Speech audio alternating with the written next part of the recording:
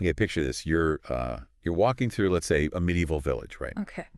And you step into this grand cathedral, Mm. suns streaming through these beautiful stained glass windows. Yeah. And you hear the choir Oh, yeah. like echoing through the vaulted ceilings. Beautiful. And let's say, even if you couldn't read a word, Mm. the stories of the Bible would be all around you, Right. in the tapestries, the murals, Everywhere. even just in the very atmosphere itself. Mm. It's like it was just woven into the fabric of life. Absolutely. And that's such a striking contrast to the way we typically envision the Bible today, Okay. just as a physical book. Yeah, just sitting there on your nightstand. Yeah, exactly. But for centuries, it was something so much more immersive and experiential, Yeah, yeah. It was embedded in culture, art, daily life. Yeah, it's like a hidden in plain sight kind of thing, is it? Absolutely. Welcome back to another deep dive. Glad to be here.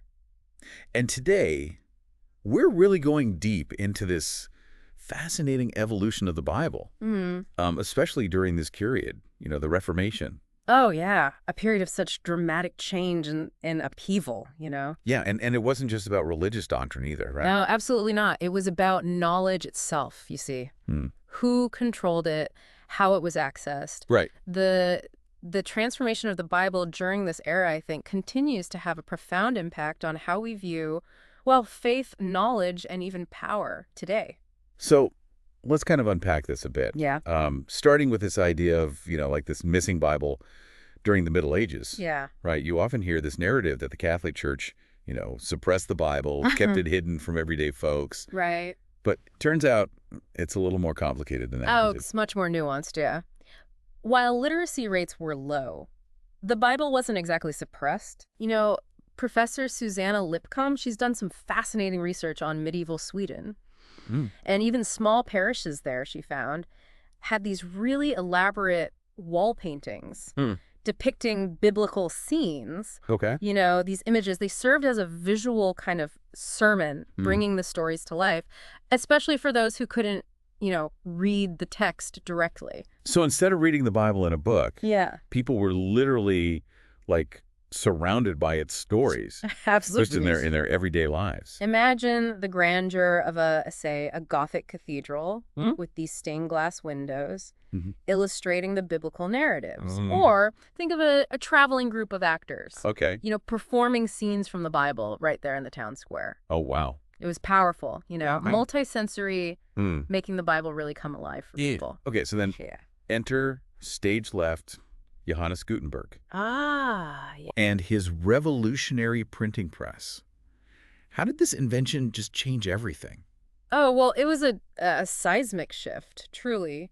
You see, the printing press didn't just, make books. It transformed the Bible into a commodity. Okay. Suddenly, Bibles could be produced on a scale never before imagined. And this had, as you can imagine, a ripple effect on, everything. From literacy to religious authority. So instead of being a sacred object, almost like a relic in a way, the Bible became something that could be, bought, sold, even debated. Exactly. That's precisely where things start to get truly fascinating. Okay. You see, printers, they essentially became businessmen. They were competing for market share, right? And this commercialization of the Bible. Well, it raised some really crucial questions. Questions like, who gets to decide which edition is the right one? Oh, wow. Who has the authority to translate it? These were incredibly contentious issues at the time. And then, into this rapidly changing world, you have Erasmus, this scholar, who was really on a quest to rediscover the Bible's, original. Meaning, I think this is so fascinating. Yeah. Because it suggests that even back then, there was this sense that the Bible's message, might have gotten, a little bit lost in translation. Literally and figuratively. Yeah, exactly. Erasmus was utterly convinced that to truly grasp the Bible, you needed to return to its very roots, to the original Greek and Hebrew texts. He truly believed that those original texts, they held this purity a clarity that had been obscured by centuries of translation and interpretation and his 1516 Greek-Latin New Testament. Well, it was a landmark achievement, really. It ignited this widespread passion, for finding the pure text. But it makes you wonder, though, right? What does pure even mean when it comes to a text as ancient and complex as the Bible? That is the million-dollar question. Yeah. And as Professor Bruce Gordon, a leading Bible scholar, has pointed out, the idea of a single pristine original is, well, somewhat of a myth. Right. The Bible's history, it's a tapestry of translations, revisions, and interpretations, each one reflecting the cultural and historical context in which it was, created. So even as scholars like Erasmus, we're really striving for this ideal of a pure text. Right. The reality was, well, much more messy. Complicated. And this quest for the original text, while well-intentioned, right? Yes. It actually kind of fueled the fires of the Reformation, didn't it? It did. It really did. It raised these profound questions about authority, interpretation, and even the very nature of religious truth itself. And speaking of the Reformation, we can't ignore this towering figure, Martin Luther. Of course not. His German translation of the Bible, it wasn't the first, but it really had this explosive impact, didn't it? It did. What made it so different? Well, Luther's brilliance, I think, was in making the Bible, speak directly to the hearts and minds of ordinary people. He believed that it should be accessible to everyone, not just scholars and clergy. Right. He famously said that the Bible should, and I quote, speak like a mother to a child. Using this vivid, everyday language that really resonated with the common person. Yeah, that's a far cry from the formal Latin of the Catholic Church, which most people couldn't even understand. Precisely. And with the help of, the printing press, of course, Luther's translation, it spread like wildfire. It became a bestseller. And it put the Bible directly into the hands of people who had never before had access to it in their own language. I imagine that must have been incredibly empowering for people, don't you think? Oh, absolutely. Yeah. But did this newfound access lead to, more unity and understanding? That's what the Reformers had hoped for. Yeah, did it? Unfortunately, not quite. The Reformers really championed the idea of individual interpretation. But the reality was, a lot more complicated. The Reformation actually shattered this idea of a single unified interpretation of the Bible. Right. And that, in turn, led to new conflicts and divisions. Like what? Well, take, for example, the Peasants' War of 1525. The peasants, they were, deeply inspired by their own reading of the Bible. Right. They demanded social and economic justice. And they even used biblical passages to support their claims. So they saw the Bible as like a call to action. In a way, yes, a blueprint for a more just society. Okay, but what was Luther's response to all this? He was horrified. He feared anarchy. And so he ultimately sided with the ruling class. He condemned the peasants' revolt. Wow. It's a stark example, really, of how different interpretations of the same text could lead to such profound disagreement and even violence. So even as the Bible was, becoming more accessible, it was also becoming a source of division and conflict. It's true. That's a pretty sobering thought. It highlights, I think, the enduring power of the Bible, to inspire both profound faith and, intense conflict, sometimes simultaneously. It's a fascinating and complex story. It is. And we've only just scratched the surface. I'm really eager to hear more about how the Catholic Church responded to all of these upheavals. Yeah. Well, that's where we'll pick up next time.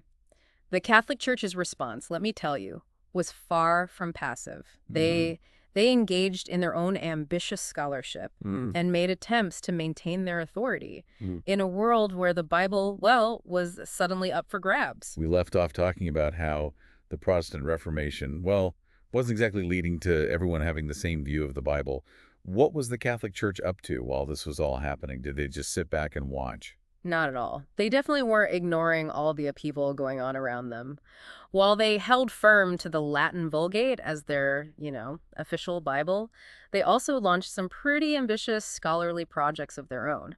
One of the most interesting things they did was create what they called polyglot Bibles. Polyglot Bibles. That sounds pretty impressive. What are those Well, exactly? imagine a Bible, but instead of just being in one language, you've got multiple translations all side by side. Oh, Yeah. Hebrew, Greek, Latin, even Aramaic, all in one book. They're really visually stunning, too. It was a way for the church to show off their commitment to scholarship while also maybe subtly trying to assert their authority when it came to Oh, interpretation. so they're kind of saying, hey, we're scholars too, but don't forget, we've got the full picture here. Yeah, you could definitely see it that way. It was a delicate balancing act for them, promoting in-depth study while also trying to hold on to some control in a world where everyone suddenly had strong opinions about the Bible. Yeah. Meanwhile, over in England, there was a whole other drama unfolding around getting the Bible translated into English. Right. We can't forget William Tyndale. I mean, he was basically on a run just for trying to translate the Bible. That's right. Tyndale was totally dedicated to making the Bible accessible to everyone. He believed everyone should be able to read and understand it in their own language. But that was seriously dangerous at the time. I mean, his work was burned, he was hunted down, and ultimately executed for what he believed in. It's such a tragic story, but also really inspiring. It's hard to believe that someone could be killed just for wanting to translate a book. But it shows you how powerful the Bible was and how controlling who could access it was key to, well, maintaining power. Exactly. And, there's that famous story about Tyndale praying at his execution, "Lord, open the King of England's eyes." Yeah. And it seems like, at least in part, those eyes did open a few years later. Because King Henry VIII allowed an English translation of the Bible. Yeah, but his reasons weren't exactly pure religious conviction. Right. Henry mainly had political motivations. He wanted to break away from the Catholic Church, and having an English Bible really helped him make his move seem more legitimate. So even translating the Bible got caught up in politics and power struggles. But getting to the King James Bible that we know today, well, that wasn't the end of the story, was it? Definitely not. The path to the King James Bible was, well, let's just say it had a few twists and turns. Before the King James Version came along, there were other English translations already circulating, like the Geneva Bible. That one was really popular for decades. The Geneva Bible, wasn't that the one that had all those annotations and maps and stuff? You got it. It was like the original study Bible, but even more intense. Think of it like a study Bible on steroids.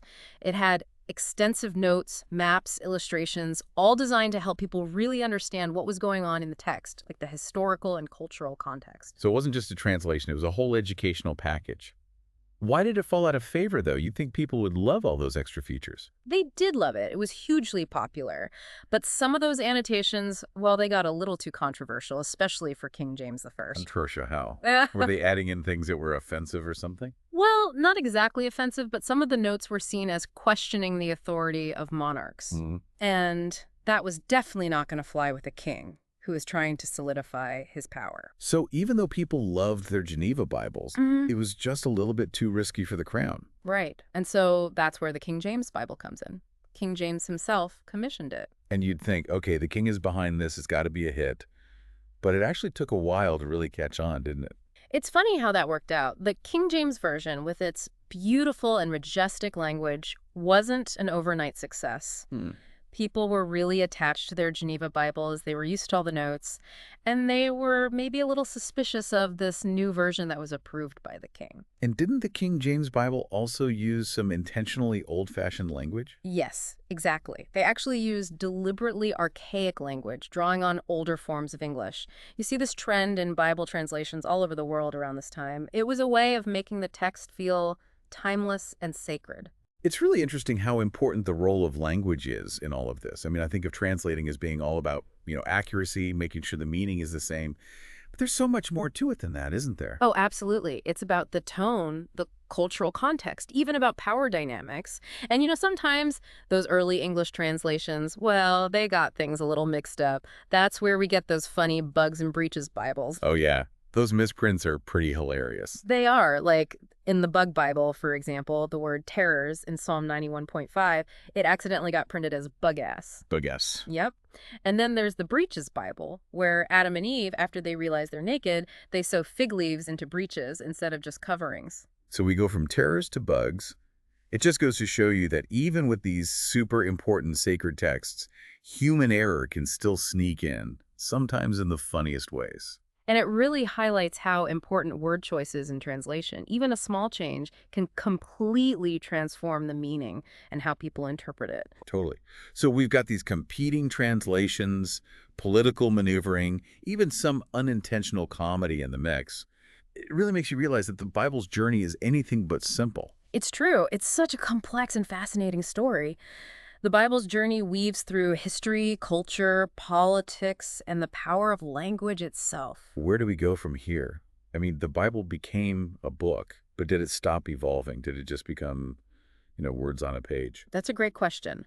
While the printed book definitely became central, for groups like the Puritans especially, the Bible continued to be a source of immense power. It went beyond just being a physical object. It represented something much bigger. It was about the authority it held in their lives. So before we took that little trip to the printing press, we were talking about the Bible's influence, beyond just the realm of religion. Right. It's hard to imagine like Western culture without it, isn't it? It's truly woven into the fabric of our civilization. Art, literature, music, you name it. Yeah. Even our legal systems, they all bear the mark of the Bible's influence in some way. I mean, think about Michelangelo's Sistine Chapel ceiling, or Handel's Messiah. Oh, yeah. And even today, we still use all these phrases from the Bible without even thinking about it, Absolutely. Forbidden fruit. Right. A wolf in sheep's clothing. I mean, the list goes on and on. It really does. It's a testament to how deeply the Bible has permeated, our language, Yeah. and even our thought. I mean, even those who haven't actually read it are often familiar with its stories and phrases. Yeah. It's become part of our collective cultural DNA in a way. So we've gone from, murals and hymns to mass-produced books. Right. From sacred objects to texts that are, debated and dissected. So what's the takeaway from all of this? Yeah. What does this incredible journey tell us about the Bible? Yeah. And its place in the world, today? Well, I think the most important lesson here is that the Bible isn't, static, frozen in time. Right. It's a living text, really shaped and reshaped by history, culture, and, human hands. Right. It's a reflection of our ongoing search for meaning and understanding. Yeah, it's not just a book, right? It's a record of human experience. Yeah. Our struggles, our triumphs, our faith, right, our doubts. And just like human experience, it's complex and constantly evolving. And I think that's why it continues to speak to people. Yeah. In different ways across different cultures and generations. And with that incredible ability to connect with so many comes a challenge. We've seen it throughout history. Right. This tension between accessibility and control. We talked about how that played out with the reformers, with King James, even earlier, with the Catholic Church. Absolutely. Is that something that we still grapple with today, do you think? Oh, absolutely. I mean, look at contemporary debates about, say, same-sex marriage or the role of women in religious leadership. So many of these disagreements, I think, stem from, different interpretations of the same text. It makes you realize that, the Bible is a powerful tool. Yeah. And how we use that tool, how we interpret it, yeah, has a real impact on the world around us. It does. It does. Yeah. The question isn't, whether we should interpret the Bible, because we inevitably will, right? Yeah. The question is, well, how do we approach that interpretation? Do we cling to tradition, or do we allow for new understandings to emerge? It's a question, I'll be honest, I kind of wrestle with myself. How do we balance, respect for the past with the need to to engage with the text in light of, our own experiences and evolving understanding of the world. That's the heart of it, isn't it? Yeah. It reminds us that the Bible's journey, well, it's far from over. It's an ongoing conversation, really. And we're all invited to participate, to wrestle with its complexities and find meaning in its timeless stories. But there's this new layer to this conversation in our, in our digital age. Well, absolutely. I mean, we've got information overload. Right. It's a real thing. We have so many translations, interpretations, and opinions available at our fingertips. It's a double-edged sword, wouldn't you say? Yeah. I mean, on the one hand, we have more access than ever before. Right. But it also becomes, easier to just find the interpretations that confirm what we already believe. So how do we navigate, this new landscape? How do we ensure that the Bible, remains a source of genuine wisdom and guidance and not just an echo chamber for our own biases? That is the question, isn't it? It's a challenge for all of us, as we continue to engage with this ancient, ever-evolving text. We need to be, mindful, critical, and above all, I think, open to new perspectives. What a thought-provoking way to wrap up our deep dive. I'm glad you enjoyed it. It really makes you realize, that the Bible's story, like our own, it's still being written. It is. And we all have a part to play. We do. In shaping its next chapter. Well said. Thanks for joining us. It was a pleasure. And we'll see you next time for another deep dive. I'm looking forward to it. Into a fascinating topic. Yes.